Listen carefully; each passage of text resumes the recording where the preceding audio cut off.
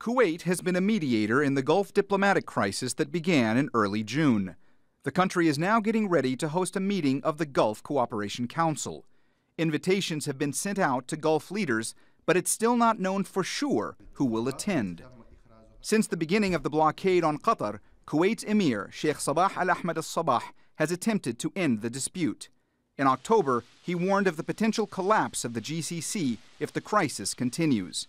Many analysts agreed. This is a real danger. I think the Emir of Kuwait knows very well that if the crisis actually runs for long, we are going to see probably two blocks within the GCC. One is led by Saudi Arabia, Emirates and Bahrain, and the other will actually have Qatar, Oman, and to a lesser extent probably Kuwait.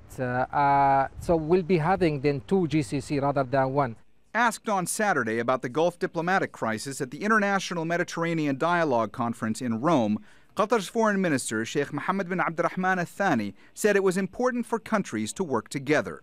We need to reach a level of understanding, a guiding security principles that everybody is agreed upon and everybody should adhere to and should be committed to.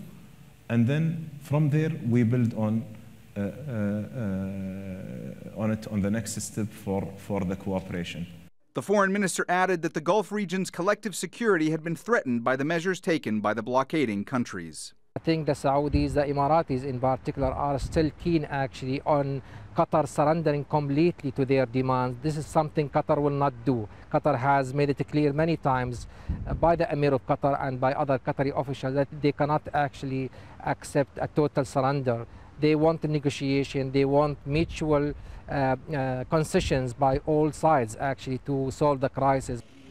The blockading countries of Saudi Arabia, the UAE, Bahrain and Egypt have accused Qatar of supporting terrorism, maintaining cordial relations with Iran and meddling in the internal affairs of their countries. Allegations the Qatari government has strongly denied. Qatar maintains there is no legitimate justification for the actions taken by the four nations, calling their decision a violation of its sovereignty. The last time Qatar played host to a Gulf Cooperation Council summit, it was in 2014. Back then, no one could have foreseen this kind of crisis. Now, just 3 years later, the GCC may have arrived at a defining moment, on the cusp of a hugely important summit that many observers believed would not be happening this year. Mohammed, Jamjoom, Jazeera, Doha.